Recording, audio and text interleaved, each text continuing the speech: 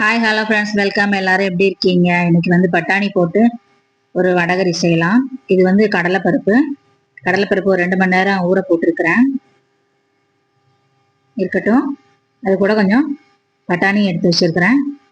கடலைப்பருப்பு நல்லா கழுவி எடுத்துட்டு மிக்சி ஜாரில் ஆட் பண்ணிக்கலாம். 2 மணி நேரம் ஊற போட்டால் போதும். ரொம்ப நேரம் ஊற போட்டால் கொஞ்சம் புளிச்சா மாதிரி இருக்கும். இருக்கட்டும். இதோட கொஞ்சம் கருவேப்பிலை போட்டுக்கிறேன். ஒரு 3 பல் பூண்டு, ஒரு அரை ஸ்பூன் ஜீரகம், அரை ஸ்பூன் சோம்பு அதையும் சேர்த்துக்கலாம். நல்ல வாசனையா இருக்கும். இதோட கொஞ்சம் பெருங்காயம், உப்பு சேர்த்துக்கலாம்.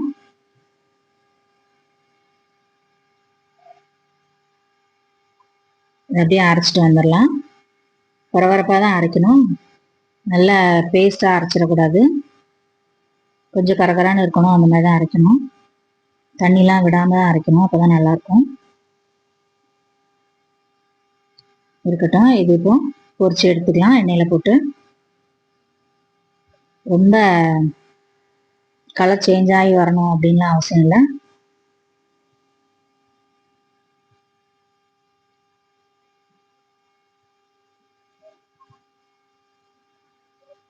லைட்டாக கலர் மாறினா போதும். வடை பொரிக்கிற மாதிரிலாம் பொரிக்க வேண்டாம். லைட்டாக பொரிச்சு எடுத்துக்கலாம்.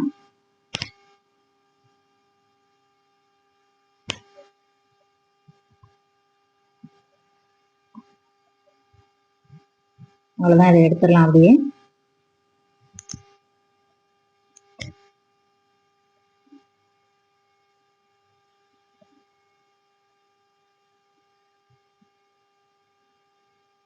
இதே மாதிரியே எல்லா மாவையும் போட்டு பொரிச்சு எடுத்துக்கலாம்.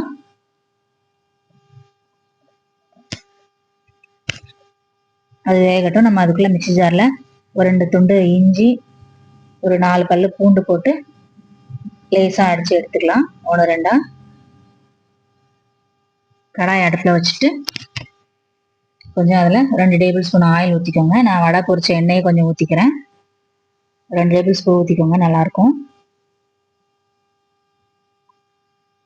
அது கூட பட்டை, கிராம்பு, சோம்பு, ஒரு பிரிஞ்சி இலை, ஒரு ஏலக்காய் இதெல்லாம் சேர்த்து கொஞ்சம் ஃப்ரை ஆகட்டும். கொஞ்சம் ஃப்ரை ஆகி வாசனை வந்ததுக்கப்புறம் கொஞ்சம் கருவேப்பிலை சேர்த்துக்கோங்க. அதோட ஒரு ஆனியன் கட் பண்ணி வச்சிருக்கிறேன், அதையும் சேர்த்துக்கலாம்.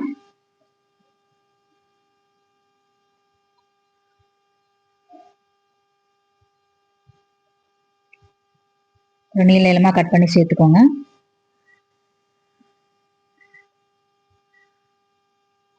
இது நல்லா கலர் சேஞ்ச் ஆகி வரட்டும்.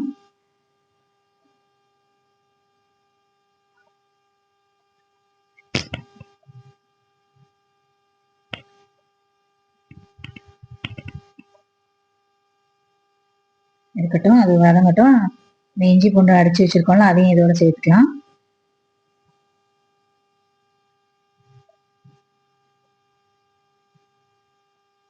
மிக்சி ஜாரில் 1 2 அடிச்சு வச்சிருக்கோம், அதை சேர்த்து வதக்கிக்கலாம்.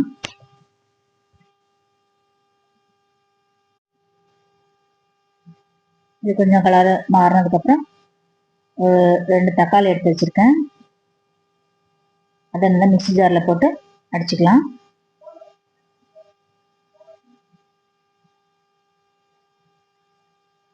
ஒரு சின்னதாக ஒரு மீடியம் சைஸ் தக்காளியும் கட் பண்ணி போட்டு கொஞ்சம் அடிச்சு எடுத்துக்கலாம்.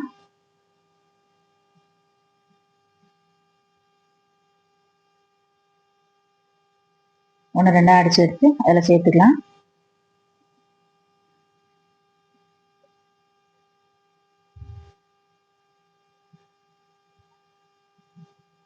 இதையும் கொஞ்சம் நல்லா வதக்கி விடுங்க.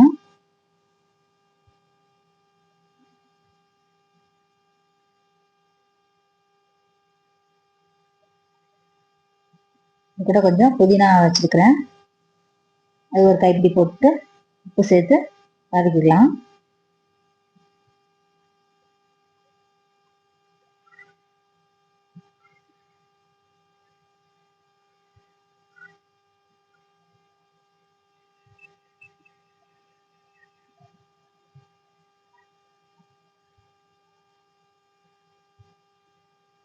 இதோட கொஞ்சம் ஒரு 1/4 ஸ்பூன் மஞ்சளுக்கு, ஒரு 2 டீஸ்பூன் காஷ்மீரி சில்லி பவுடர் போட்டுக்கேன்.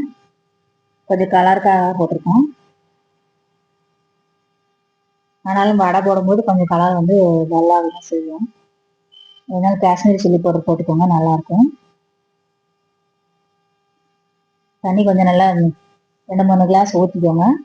இந்த வடை போடும்போது நல்லா ஈருக்கும். இதோட பட்டாணி ஆட் பண்ணிக்கலாம். இதோட சேர்ந்து மசாலாவோட சேர்ந்து வேகட்டும்.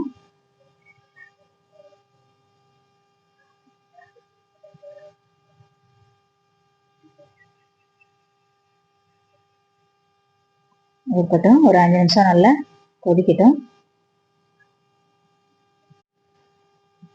அது நல்லா கொதிச்சு வரட்டும். நம்ம அதுக்குள்ள வடை ஒன்று எப்படி இருக்குன்னு பார்த்துடலாம், டேஸ்ட் பார்த்துடலாம்.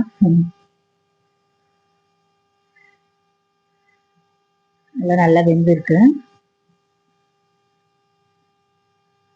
அப்படியே கூட சாப்பிடலாம், ரொம்ப நல்லா இருக்கும். இது நல்லா உதுத்து எடுத்துக்கோங்க.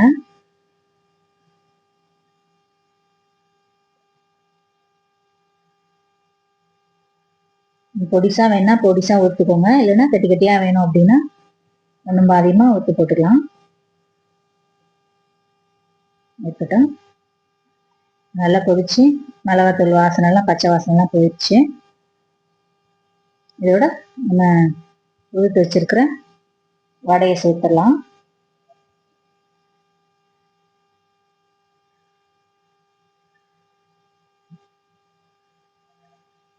கடையில் வாங்கி கூட வடை சேர்க்கலாம், அந்த மாதிரி அரைக்க கூட வேணாம்.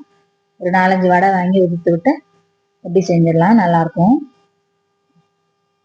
வடை செஞ்சு பொரிச்சு எடுத்து செய்ய டைம் ஆகும் அப்படின்னா கடையில் ஒரு 4 வடையை வாங்கிட்டு வந்து இந்த மாதிரி மெத்தடில் கிள்ளி போட்டு செஞ்சிடலாம். அது இன்னும் நல்லா ஈஸியாக இருக்கும். ஒரு 5 நிமிஷம் மூடி வச்சுட்டு எடுத்தா சூப்பராக வடகறி ரெடி ஆயிடுச்சு. செம்ம வாசனையாக இருக்குது. அந்த புதினா இஞ்சி பூண்டுலாம் போட்டு வதக்கினால நல்ல வாசனையாக இருக்குது.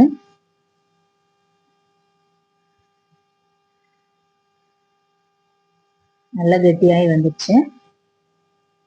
தோசைக்கு நல்லா சூப்பராக இருக்கும். தோசை, இட்லி, பூரி, சப்பாத்திக்கெல்லாம் அட்டகாசமாக இருக்கும். செஞ்சு சாப்பிட்டு பாருங்கள். லாஸ்ட்டாக கொஞ்சம் கொத்தமல்லி சேர்த்து மூடி வச்சிருங்க, அவ்வளோதான். நல்லா சூடாக ஒரு தோசை ஊற்றி